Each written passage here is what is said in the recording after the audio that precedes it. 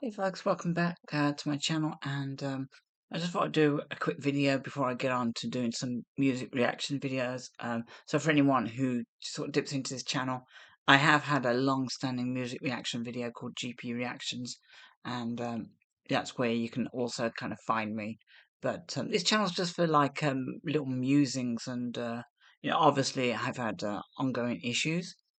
Um, I've got a medical issue at the moment. I've also got the other issue of being slightly addicted, although that seems to be under, a lot more control at the moment. But it's interesting actually. I was talking in the office at work, and you get into these conversations in staff rooms, and usually they're quite specific conversations about, the state of this and the state of that. But it was a general conversation about the state of the UK, the state of the world, and what was clear from the conversation was that there was a lot of, I suppose, like pent up frustration with the people I was talking to. That there's so many things going on that you can't actually. What do? You just you have to just give up and because you can't solve everything.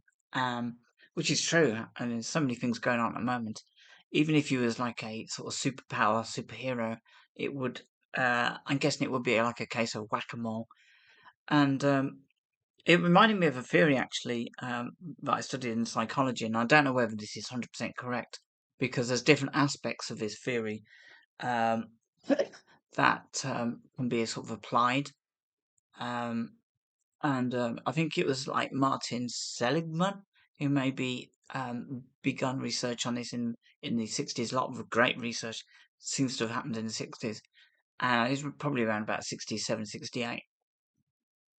But essentially, there is this thing called, and I don't think maybe he didn't name it back then, but it kind of became later known as the theory of like learned helplessness. So the way I understand it is that I'll give you an example. So if you have, um, let's say you have an issue with your toe, maybe you got an ingrown toenail, or or maybe you have a mole that um, a couple of moles on your body that have suddenly appeared, and so you can focus on this one issue, and that can be your your goal is to figure out and solve one issue. It's the biggest issue because it's the only issue, and you can phone the doctors, you can do this, do that. Um, but yeah, imagine if you had that bad toe and you've got moles on your back. So okay, there's two issues. Um, so still, you can probably solve two issues, but then imagine if you had, problem with your gallbladder. You got a couple of these dodgy moles. You've got your ingrown toenail, um, and you've got a bit of kidney pain as well, and maybe you've got a urinary infection. Um, you know, perhaps you've discovered that you can't breathe very well. I mean, I'm talking about two things that I've actually got. Um, and so you kind of mount all these different problems up. And what sometimes happens with people is they just go, "There's so much stuff. I just don't care anymore." It's whatever will happen, happen. Because where do you start? And I find that is maybe what is going on in the world at the moment. In the UK, it's like, what's the biggest issue? Um, and you'll get sort of 10 different answers. It's everything is the biggest issue. So where do you start?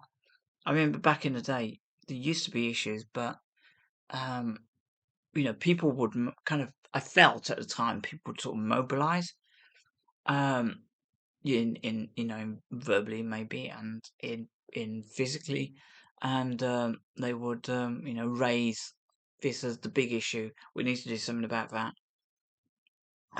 But it seems like there's so much stuff going on at the moment that people just say, well, where do you start?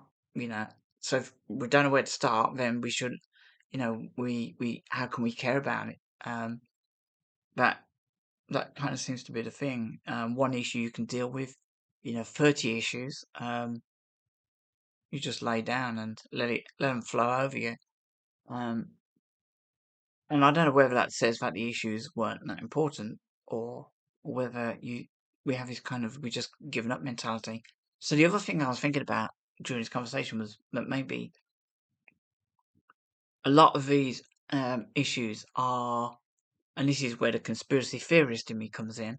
I do often wonder whether governments um, verbalize and magnify issues that shouldn't exist or shouldn't be as pronounced, in order to make everybody say, don't care. And I wonder whether that the less people that care about, say, something like voting, um, the less, you kind of feel you've got a stake in the country and, in changing stuff. Um, and I wonder whether that's like a a hidden rule that, at the moment governments have, successive governments, just create as many issues, um, create as much apathy in of human beings in our country that they can't even be bothered to vote, let alone put up a serious protest, about a serious issue. And yeah, and it seems like the only people that do protest are about very I don't know. I wouldn't call them massive issues. So obviously, being um, trans, transsexual, I see a lot of people. I've seen a lot of protests about trans rights, um, and I do think to myself, there's bigger things we could, maybe be protesting about. Um, it's not that important. We haven't lost any rights. It's and yeah, then there's. Yeah, I mean, I can understand, the maybe the migration one that people protesting about boats landing. Under, current laws, it is illegal to enter a country without documentation, or, it's smuggling yourself in, so to speak. It's even though it's done in broad daylight and in front of people, it's still illegal. And people don't like the idea of that. But again, you see, we they then, will state, well, um, taxes, we've been taxed. Money's going on this, money's going on that. It shouldn't be going on this, shouldn't be going on that. And it becomes like a whole thing of balancing and weighing bits and pieces of life and, economy up. And it in the end, you just think, I don't even know where my conversation went with this. It's you start talking about one thing and it leads to another thing, and um, you're just kind of chasing money around, and we don't really know what we're talking about anyway. Um, so I kind of often think that, you know, being sort of like ferried down narrow channels of protest about maybe something that isn't is just a root of the same branch of the same tree. That we should maybe kind of think about the bigger picture, about you know, caring about the bigger picture, and yeah, and then it kind of goes on to what is the bigger picture, I suppose, and I guess the only way to um, make things right um, is yeah, it has to be a massive like reshaping of society, um, from the front and bottom up. But I mean, I guess where do you start? Where do you start reshaping society so that in the future you don't have to worry about these 30 different issues, because we've just swept them off the board, and this is how we do things now, and those issues don't no longer exist. But there has to come a tipping point where um, things are that bad that something then bad has to happen, and then you draw a line underneath it. But I think as human beings, we're still we're still in the whole matrix of power, money, and corruption. Um, you'll get more out of people if you give people what they want. Um, it doesn't mean you lose power. You gain respect. You don't lose power. And I think a lot of these problems could be solved very, very quickly if there was a common agreement to actually change society. Um, and I think there's and again, conspiratorial head on. I think there is a lot of stuff that exists that has been kept from people. Um, Number one, because it would probably blow our minds. Number two, it would completely expose technology that we don't have. Um, and yeah, number three, how can if there's no way to make money off it, then if you open something out, if you open a box, you reveal what's behind the curtain. Um, there is no putting it back, and the decision in the world hasn't been made yet. Maybe there's some very evil people holding the reins of power in the world who haven't. And I think once they relinquish those reins, um, lots of things will be revealed. I've had some crazy dreams about this, and for anyone who's tuning in to hear me talk about trans stuff or gambling, there is another side to me which sometimes is a bit of a contradiction, and the I've had a lot of really weird dreams. I'm not saying I'm spiritual or woo-woo like that, but somebody once told me actually, if you remember that you've had a dream but you can't remember what the dream is, it's probably just your sort of brain going through the motions while you're asleep. If you remember a dream, it's something completely different. It means that you've either crossed into like another dimension of your existence, or you're actually having visions that are real and prophetic. Maybe you might not maybe have a vision exactly like a movie, but sometimes they are, and I have had those movie-like visions and experiences over the last year, and I don't know what it's all about. And I've spoken to a few people, and they've also had these dreams and visions. Not everybody, because I guess that's not the way life works. But it's interesting that the people who have had those visions and dreams aren't the kind of people who would entertain anything like anything paranormal, anything out of the ordinary. But they said they've had some very vivid dreams about this and that, and some of them very, very interesting. um so to wrap this up, yeah, I think everything is a mess. Yes, I think we are in a state of helplessness. Um, is there going to be a change? I honestly believe in my heart that the world is about to shift, and I can't even quantify why I'm saying that. It's it's just a feeling, and stuff like energy, jobs, yeah, I mean health, all sorts of things, technology, money, even um, it's all going to shift. And I honestly feel that some of it might not feel good, um, but I think ultimately down the line, once we rid ourselves of the dinosaurs of power, I,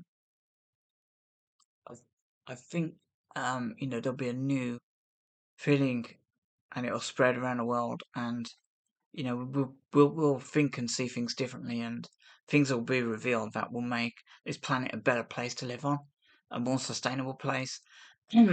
I honestly think, it's not a pipe dream. I just think that we need to stop thinking in these like two-dimensional ways. In the whole world. If you just look around your room, everything is man-made. And I say man-made because it's men that build this, and it's created, and it's the whole social construct is a man-made thing, and we've actually the gods are power and money, and that isn't going to last. I don't believe that's going to last for very much longer. Um, and as like I said, I feel a little bit crazy saying all this, but I felt it for a while. I see people changing in front of my eyes. Um, there's some people that there's like fear lifting from them, and for some of the people I've seen, it's remarkable. And once you lift the fear, people become brave enough to explore what's in their soul, what's in their heart, and that seems a bit woo-woo, but at the same time, um, we're so ingrained in mice in the maze running around, mm, doing everything we can in a man-made world. Um, living in that two-dimensional world that we've created for ourselves. That we don't, we're not actually looking beyond. We're not looking beyond. We're not thinking beyond. Thinking for the future.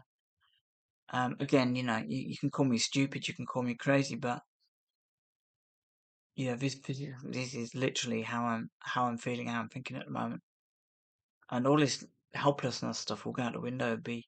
You know, it might not happen, in my lifetime, but I think it's going to happen. So hopefully it'll be happening for people's grandkids, grandkids, maybe. That this horrible situation we're in the world that's been created to keep us imprisoned is going to melt away, and the world will be a better place. 'Cause at the moment, what we're doing, to ourselves, what we're doing to our planet is absolutely despicable and disgusting, and we should never be allowed for things to get this far. Um, I mean, I'm no doubt know about global warming stuff, but just hacking down the rainforests and stuff like that. It is the stuff of evil. It is the stuff that if you if you was human, you wouldn't be doing that. And I think, yeah, I mean, that'd be another conspiratorial thing. I think that they walk among us, and I think they are in power, in positions of power. Um, and I honestly think that a lot of this is created by them and not us. And we've sort of been blinded to this. And minds are imprisoned, but I think we're about to break free. It's I've got a lot of hope, and even now as I sit here with all this stuff going on with my health, I've got I'm leaking blood. Okay, so I feel a lot of pain. I'm leaking blood. My breathing is terrible. My like upper right there is terrible. Um, but even so, I got I'm quite happy, and I feel quite joyful. Um, dying doesn't scare me. Um, trying to look after the people who are still alive, that scares me a little bit, because I feel responsibility. But apart from that, I just feel hopeful for the future. And so I didn't mean for this video to be this long, by the way. I was only going to do a 5-minute job. So if you if you want to check in with us and listen to me rambling on, then it'd be that'd be lovely. But I don't, if you just look at it and thinking nutcase, then that's fine. Actually, if you're thinking nutcase, just write it in the comments, because yeah, I I I do feel a little bit like that. I haven't come to my levels of comfort to actually talk about this. And this is the only this is the only way I've been talking about it um, through the screen, because if I think if I was trying to talk to a person, I would start making fun of myself, and yeah, I can do that anyway. But it would take what something I'm feeling inside. It would probably I don't know, just yeah, not it'd be a bit silly to do that because it's in a way it's a serious thing. It's an earnest thing, and I don't want to sort of water it down by mocking it, because I feel embarrassed. So, but I can do that on here because I know that yeah, if you do comment, it doesn't it's fine. I accept whatever comments and but yeah, I'm gonna I'll probably be doing more of these videos because there's a lot to talk about in the world and hi, so much to get into, really. Um, and I know that other people are feeling this way too. So, if you are, please let me know. So, anyway, take care. Have a lovely week, and yeah, and just take care of yourselves and be kind to yourselves and other people, and spread a bit of love about because Lord knows we need to redress the balance here. So, yeah, take care and speak to you soon.